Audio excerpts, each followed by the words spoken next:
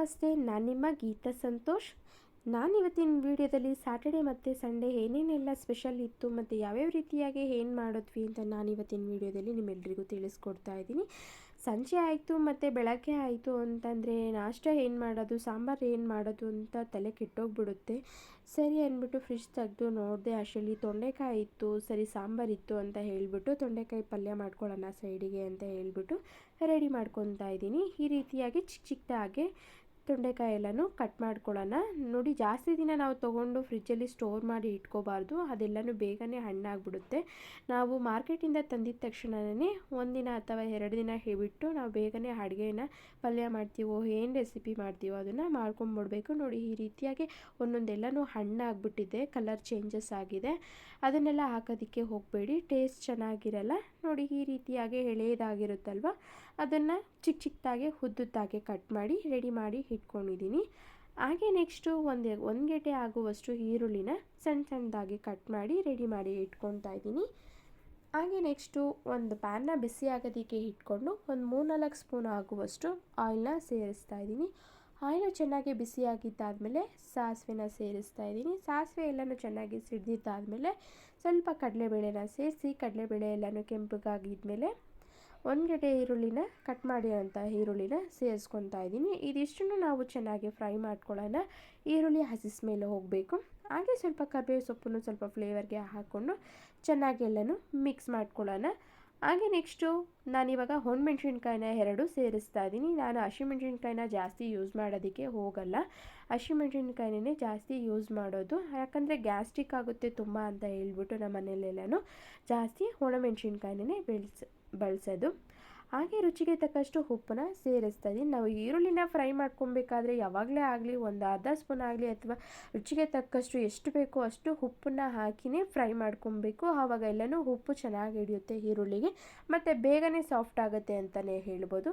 ಹಾಗೆ next cut ಮಾಡಿ ಇಟ್ಕೊಂಡಿರುವಂತಹ ತೊಂಡೆಕಾಯಿನ ಸೇರಿಸ್ತಾ ಇದ್ದೀನಿ. ನೋಡಿ, ಇದಿಷ್ಟನ್ನು ಹಾಕಿ ಚೆನ್ನಾಗೆ ಎಲ್ಲನೂ ಹಸಿ ಸ್ಮೆಲ್ ಹೋಗಬೇಕು, ಅಲ್ಲಿವರೆಗೂ ಸ್ವಲ್ಪ ಎಣ್ಣೆಲೇ ಎಲ್ಲನೂ ಫ್ರೈ ಮಾಡ್ಕೊಳ್ಳೋಣ. ನಾವು ಯಾವುದೇ ಅಡುಗೆಗಾಗಲಿ ಅರಿಶಿನ ಯೂಸ್ ಮಾಡಬೇಕು. ಅದಕ್ಕೋಸ್ಕರ ನಾನು ಒಂದು 1/4 ಸ್ಪೂನ್ ಆಗುವಷ್ಟು ಅರಿಶಿನದ ಪುಡಿನೂ ಸ್ವಲ್ಪ ಸೇರಿಸಿ ಚೆನ್ನಾಗಿ ಎಲ್ಲನೂ ಮಿಕ್ಸ್ ಮಾಡ್ಕೊತಾ ಇದ್ದೀನಿ. ಹಾಗೆ ಒಂದು ಅರ್ಧ ಸ್ಪೂನ್ ಆಗುವಷ್ಟು ಧನಿಯಾ ಪುಡಿ, ಹಾಗೆ ಇನ್ನೊಂದು ಅರ್ಧ ಸ್ಪೂನಷ್ಟು ಖಾರಕ್ಕೆ ಚಿಲ್ಲಿ ಪುಡಿನ ಸೇರಿಸ್ಕೊತಾ ಇದ್ದೀನಿ. ಸ್ವಲ್ಪ ಆಗಲೇ 2 ಒಣಮೆಣ್ಸಿನ್ಕಾಯಿನೂ ಸ್ವಲ್ಪ ಹಾಕಿದ್ದೀವಿ. ಖಾರ ನೋಡಿಕೊಂಡು ಚಿಲ್ಲಿ ಪೌಡ್ರನ್ನ ಸೇರಿಸ್ಕೊಳ್ಳಿ. ನಾನಿವಾಗ ಒಂದು ಅರ್ಧ ಸ್ಪೂನ್ ಆಗುವಷ್ಟು ಚಿಲ್ಲಿ ಪುಡಿನ ಸೇರಿಸಿ ಚೆನ್ನಾಗಿ ಎಲ್ಲನೂ ಮಿಕ್ಸ್ ಮಾಡ್ಕೊಂಡಿದ್ದಾದಮೇಲೆ ಒಂದು ಅರ್ಧ ಗ್ಲಾಸ್ ಆಗುವಷ್ಟು ನೀರನ್ನ ಸೇರಿಸ್ತಾ ಇದ್ದೀನಿ. ಯಾಕಂದರೆ ನೀರು ಹಾಕಿ ಬೇಯಿಸ್ಕೊಳ್ಳೋದ್ರಿಂದ ಬೇಗನೆ ತೊಂಡೆಕಾಯಿ ಸಾಫ್ಟ್ ಆಗುತ್ತೆ ಅಂತ ಹೇಳ್ಬಿಟ್ಟು ಒಂದು 2 ನಿಮಿಷಗಳ ಕಾಲ ಮುಚ್ಚಿಟ್ಬಿಟ್ಟು ಓಪನ್ ಮಾಡಿ ತೋರಿಸ್ತಾ ಇದ್ದೀನಿ. ನೋಡಿ, ಈ ರೀತಿಯಾಗಿ ಲೋ ಫ್ಲೇಮಲ್ಲಿ ಇಟ್ಕೊಂಡೆ ಬೇಯಿಸ್ಕೊಳ್ಳಿ. ತೊಂಡೆಕಾಯಿ ಎಲ್ಲನೂ ಚೆನ್ನಾಗಿ ಬೆಂದು ಟೇಸ್ಟು ಚೆನ್ನಾಗಿ ಬರುತ್ತೆ ಅಂತ ಹೇಳ್ಬೋದು. ನೋಡಿ, ಏನು ನೀರಂಶ ಇದೆ ಎಲ್ಲನೂ ಡ್ರೈ ಆಗಬೇಕು. ಡ್ರೈ ಆಗ್ತಾ ಇರಲಿ ಅಂತ ಹೇಳ್ಬಿಟ್ಟು ನಾನಿಲ್ಲಿ ಸ್ವಲ್ಪ ಸಿಂಕಲ್ಲಿ ಪಾತ್ರೆ ಇತ್ತು, ಅಷ್ಟರಲ್ಲಿ ವಾಶ್ ಮಾಡ್ಕೊಳ್ಳೋಣ ಅಂತ ಹೇಳ್ಬಿಟ್ಟು ವಾಶ್ ಮಾಡ್ಕೊತಾ ಇದ್ದೀನಿ. ಅಡುಗೆ ಮನೆ ಕೆಲಸ ಅಂತ ಇದ್ದರೆ ಬರೀ ಅಡುಗೆ ಮಾಡೋಕ್ಕೇ ನಿಂತ್ಕೊಬಾರ್ದು. ಏನಾದರೂ ಒಂದು ತರಕಾರಿ ಕಟ್ ಮಾಡ್ಕೊಳ್ಳೋದಾಗಲಿ, ಎಕ್ಸ್ಟ್ರಾ ಬೇರೆ ಕೆಲಸಗಳಿದ್ರೆ ಏನಾದರೂ ಮಾಡ್ಕೊತಾ ಇರ್ತೀನಿ. ಮತ್ತು ಸಿಂಕಲ್ಲಿ ಪಾತ್ರೆ ಸ್ವಲ್ಪ ಇತ್ತು ಅಂತಂದರೆ ಆವಾಗವಾಗಲೇ ತೊಳೆದುಬಿಟ್ರೆ ನಮಗೇ ರಿಸ್ಕ್ ಕಮ್ಮಿ ಆಗುತ್ತೆ ಅಂತ ಹೇಳ್ಬಿಟ್ಟು ಆವಾಗವಾಗಲೇ ಅಲ್ಲಿ ಏನಿರುತ್ತೋ ಪಾತ್ರೆನ ಎಲ್ಲನೂ ವಾಶ್ ಮಾಡ್ಕೊತಾ ಇದ್ದೀನಿ. ತೊಂಡೆಕಾಯಿನ ಅಲ್ಲಿ ಬೇಯೋದಕ್ಕೆ ಇಟ್ಟಿದ್ದೀನಿ. ಅಷ್ಟರಲ್ಲಿ ಬೇಯ್ತಾ ಇರಲಿ ಅಂತ ಹೇಳ್ಬಿಟ್ಟು ಸ್ವಲ್ಪನೇ ಪಾತ್ರೆ ಇತ್ತು ಅಂತ ಹೇಳ್ಬಿಟ್ಟು ಎಲ್ಲನೂ ವಾಶ್ ಮಾಡಿ ಎತ್ತಿಟ್ಕೊಂಡೆ.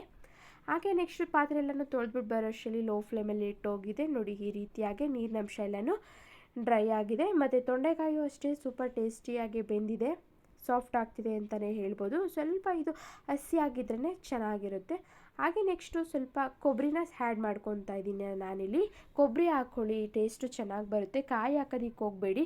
ನಾವು ತೊಂಡೆಕಾಯಿ ಪಲ್ಯ ಮಾಡಬೇಕಾದ್ರೆ ಕೊಬ್ಬರಿ ಎಣ್ಣೆನ ಯೂಸ್ ಮಾಡಿ ಪಲ್ಯನ ಮಾಡ್ತಾರೆ, ಅದು ಟೇಸ್ಟ್ ಚೆನ್ನಾಗಿರುತ್ತೆ. ಆದರೆ ನಮ್ಮ ಮನೇಲೆಲ್ಲ ಸ್ವಲ್ಪ ಕೊಬ್ಬರಿ ಎಣ್ಣೆ ಎಲ್ಲ ತಿನ್ನೋದಿಲ್ಲ, ಅದಕ್ಕೋಸ್ಕರ ನಾನು ಮಾಮೂಲಿ ಎಣ್ಣೆನೇ ಹಾಕಿ ಸ್ವಲ್ಪ ಕೊಬ್ಬರಿನ ಜಾಸ್ತಿನೇ ಆ್ಯಡ್ ಮಾಡ್ಕೊತಾ ಇದ್ದೀನಿ. ಕೊಬ್ಬರಿ ಹಾಕೋದ್ರಿಂದ ಕೊಬ್ಬರಿ ಎಣ್ಣೆ ಅಂಶ ಇರುತ್ತೆ ಅಂತ ಹೇಳ್ಬಿಟ್ಟು ಸ್ವಲ್ಪ ನಾನಿಲ್ಲಿ ಕೊಬ್ಬರಿ ಪುಡಿನ ಸ್ವಲ್ಪ ಜಾಸ್ತಿನೇ ಸೇರಿಸ್ಕೊಂಡು ಚೆನ್ನಾಗೆ ಸ್ವಲ್ಪ ಮಿಕ್ಸ್ ಮಾಡ್ಕೊತಾ ಇದ್ದೀನಿ. ಟೇಸ್ಟ್ ಅಂತೂ ಹೇಳೋ ಹಾಗೇ ಇಲ್ಲ, ಸೂಪರ್ ಆಗಿದೆ ಅಂತಲೇ ಹೇಳ್ಬೋದು.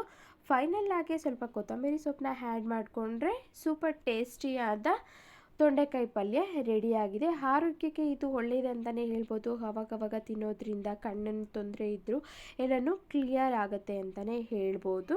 ನೋಡಿ ಇವಾಗ ಸೂಪರ್ ಟೇಸ್ಟಿಯಾಗಿ ಚಪಾತಿಗಾಗಲಿ ಪೂರಿಗಾಗಲಿ ಎಲ್ಲದಕ್ಕೂ ರೊಟ್ಟಿಗಂತೂ ಸೂಪರಾಗಿರುತ್ತೆ ತೊಂಡೆಕಾಯಿ ಪಲ್ಯ. ನೋಡಿ ಈ ರೀತಿಯಾಗಿ ನೀವು ಒಮ್ಮೆ ಟ್ರೈ ಮಾಡಿ. ಟೇಸ್ಟ್ ಅಂತೂ ಚೆನ್ನಾಗಿ ಬಂದಿದೆ ಅಂತಲೇ ಹೇಳ್ಬೋದು. ತೊಂಡೆಕಾಯಿ ಪಲ್ಯ ಮಾಡೋಕ್ಕೆ ಮುಂಚೆನೇ ನಾನಿಲ್ಲಿ ಮಿಷಿನ್ಗೆ ಬಟ್ಟೆಗಳನ್ನ ಹಾಕಿದ್ದೆ. ಪಲ್ಯ ಆಗೋಷ್ಟರಲ್ಲಿ ಮಿಷಿನ್ ಬಟ್ಟೆ ಎಲ್ಲನೂ ವಾಶ್ ಆಗಿತ್ತು.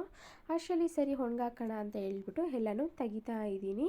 ನಾನು ಯಾವಾಗಲೂ ನೈಟೇ ಬಟ್ಟೆನ ಮಿಷಿನ್ಗೆ ಹಾಕೋದು. ಮಕ್ಕಳು ಯೂನಿಫಾರ್ಮ್ ಎಲ್ಲನೂ ಇರುತ್ತೆ, ಮತ್ತು ಬಿಸಿಲಿಗೆ ಹಾಕಿದ್ರೆ ಎಲ್ಲನೂ ಶೇಡ್ ಆಗಿಬಿಡುತ್ತೆ ಅಂತ ಹೇಳ್ಬಿಟ್ಟು ನೈಟು ವಾಶ್ ಮಾಡಿ ಹಾಕ್ಬಿಟ್ಟು ಬೆಳಗ್ಗೆ ಆಗೋಷ್ಟರಲ್ಲಿ ಎಲ್ಲನೂ ಒಣಗಿರುತ್ತೆ.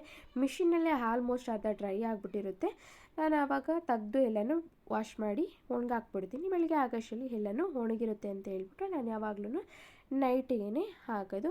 ಹಾಗೆ ಕಾಫಿ ಕುಡಿಬೇಕು ಅನ್ನಿಸ್ತು. ನಾನಿವಾಗ ಇಲ್ಲಿ ಕಾಫಿನ ರೆಡಿ ಮಾಡ್ಕೊತಾ ಇದ್ದೀನಿ. ನಾನಿಲ್ಲಿ ಬಳಸೋದು ಬ್ರೂ ಗ್ರೀನ್ ಲೇಬಲ್ ಕಾಫಿ ಪೌಡ್ರನ್ನ ಯೂಸ್ ಮಾಡ್ಕೊತೀನಿ. ನಾನು ಯಾವಾಗಲೂ ಇನ್ಸ್ಟೆಂಟಾಗಿ ಯಾವುದನ್ನು ಯೂಸ್ ಮಾಡಲ್ಲ ಕಾಫಿ ಪೌಡ್ರನ್ನ.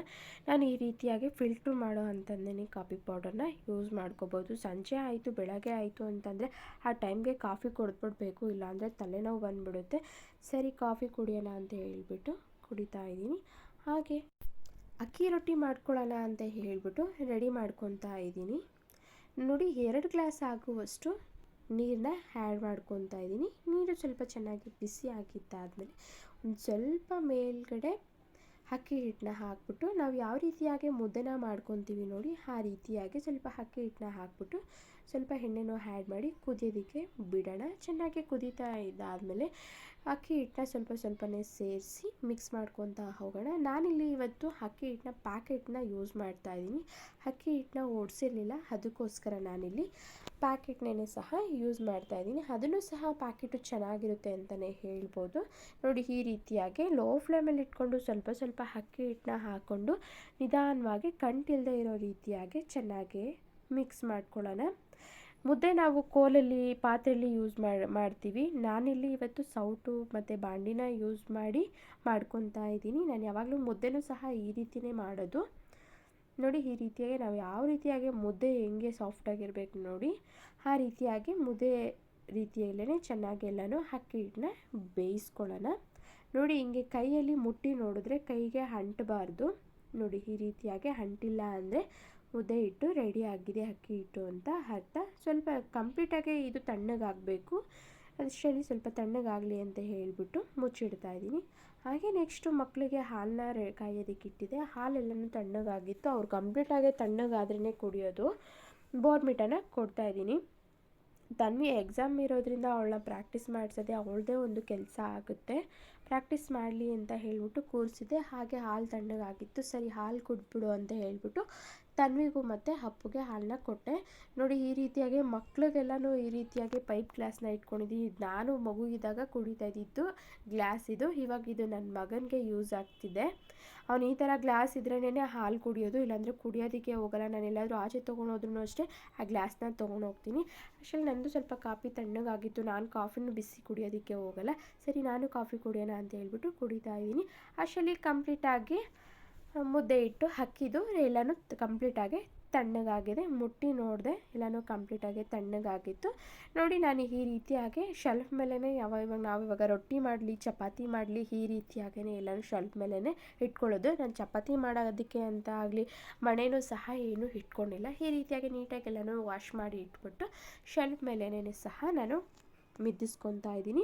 ಸ್ವಲ್ಪ ಅಕ್ಕಿ ಹಿಟ್ಟನ್ನ ಸೇರಿಸ್ಕೊಂಡು ನೋಡಿ ಈ ರೀತಿಯಾಗಿ ಚಪಾತಿ ಹಿಟ್ಟಿನ ಅದಕ್ಕೆ ಚೆನ್ನಾಗಿ ಎಲ್ಲನೂ ಮಿದ್ದಿಸ್ಕೊಳ್ಳೋಣ. ನೋಡಿ ಈ ರೀತಿಯಾಗಿ ರೆಡಿಯಾಗಿದ್ದರೆ ಸಾಕು. ನೋಡಿ ನಾನಿವಾಗ ಚಪಾತಿ ಹಿಟ್ಟನ್ನ ರೀತಿಯಲ್ಲಿ ಲಟ್ಟಿಸ್ಬಿಟ್ಟು ಒಂದು ಪ್ಲೇಟ್ನ ತೊಗೊಂಡು ಮಧ್ಯದಲ್ಲಿ ಪ್ರೆಸ್ ಮಾಡಿ ಎತ್ತಿದ್ದೀನಿ. ನಾನೇನು ರೌಂಡದಲ್ಲಿ ಶೇಪಲ್ಲೇ ನಾನು ಲಟ್ಟಿಸಿಲ್ಲ, ಕಟ್ ಮಾಡ್ಕೊಂಡಿದ್ದೀನಿ. ನಾನು ಒಂದು ಪ್ಲೇಟ್ನ ಇಟ್ಟು ಪ್ರೆಸ್ ಮಾಡಿ ಕಟ್ ಮಾಡಿ ಇಟ್ಕೊಂಡಿದ್ದೀನಿ. ನೋಡಿ ಈ ರೀತಿಯಾಗಿ ಮುಕ್ಕಾಲು ಭಾಗ ಬೆಂದಿದ್ದಾದಮೇಲೆ ತವ ಎತ್ಬಿಟ್ಟು ಸ್ವಲ್ಪ ಗ್ಯಾಸಲ್ಲೇ ಸ್ವಲ್ಪ ಇಟ್ಬಿಟ್ಟು ಹಿಂದೆ ಮುಂದೆ ನೋಡಿ ಈ ರೀತಿಯಾಗಿ ಸುಟ್ಕೊಳ್ಳೋಣ. ಟೇಸ್ಟು ಚೆನ್ನಾಗಿ ಬರುತ್ತೆ ಅಂತಲೇ ಹೇಳ್ಬೋದು. ಒಂಥರ ಸುಕ್ಕ ರೊಟ್ಟಿ ಅಥವಾ ರಾನ್ ರೊಟ್ಟಿ ತಿಂತೀವಿ ನೋಡಿ ಆ ರೀತಿಯಾಗಿ ಟೇಸ್ಟು ಇರುತ್ತೆ. ಹಾಗೆ ಸ್ವಲ್ಪ ಟೊಮೊಟೊ ಗೊಜ್ಜಿತ್ತು ಅಂತ ಹೇಳ್ಬಿಟ್ಟು ತೊಂಡೆಕಾಯಿ ಪಲ್ಯ ತಿನ್ನಲ್ಲ ಅಂತ ಹೇಳಿದ್ರು ಮಕ್ಕಳು. ಅದಕ್ಕೋಸ್ಕರ ನಾನಿಲ್ಲಿ ಮಕ್ಕಳಿಗೋಸ್ಕರ ಟೊಮೊಟೊ ಗೊಜ್ಜನ್ನ ಮಾಡಿಬಿಟ್ಟು ಬೆಳಗ್ಗೆ ತಿಂಡಿಗೆ ರೆಡಿ ಮಾಡ್ಕೊತಾ ಇದ್ದೀನಿ. ಸ್ಯಾಟರ್ಡೆ ಮತ್ತು ಸಂಡೇ ಲಾಗೆ ಆಗಿರುತ್ತೆ ಇದು. ಹಾಗೆ ಮನೆಗೆ ಎಲ್ಲನೂ ತಿಂಡಿ ತಿಂದಿದ್ದಾಯಿತು. ಮನೆಗೆ ನೆಂಟರು ಬಂದರು ಅಂತ ಹೇಳ್ಬಿಟ್ಟು ಮಟನ್ನು ಮತ್ತು ಚಿಕನ್ನ ತೊಗೊಂಡು ಬಂದಿದ್ವಿ. ಹಾಗೆ ಸ್ವಲ್ಪ ಮಟನ್ ಸಾಂಬಾರು, ಹಾಗೆ ಸ್ವಲ್ಪ ಪೆಪ್ಪರ್ ಫ್ರೈ ಮತ್ತು ಕಬಾಬ್ ಮಾಡ್ಕೊಳ್ಳೋಣ ಅಂತ ಹೇಳ್ಬಿಟ್ಟು ರೆಡಿ ಮಾಡ್ಕೊತಾ ಇದ್ದೀನಿ. ಹಾಗೆ ಸ್ಯಾಟರ್ಡೆ ಮತ್ತು ಸಂಡೇ ವಿಡಿಯೋ ನಿಮ್ಮೆಲ್ರಿಗೂ ಇಷ್ಟ ಆಗಿದೆ ಅಂತ ತಿಳ್ಕೊತೀನಿ. ಇನ್ನಷ್ಟು ವಿಡಿಯೋಗಳಿಗಾಗಿ ನನ್ನ ಚಾನಲ್ನ ಸಬ್ಸ್ಕ್ರೈಬ್ ಆಗಿಲ್ಲ ಅಂದರೆ ಪ್ಲೀಸ್ ಸಬ್ಸ್ಕ್ರೈಬ್ ಆಗಿ, ಹಾಗೆ ಬೆಲ್ ಬಟನ್ನ ಕ್ಲಿಕ್ ಮಾಡೋದನ್ನ ಮರಿಬೇಡಿ. Thank you.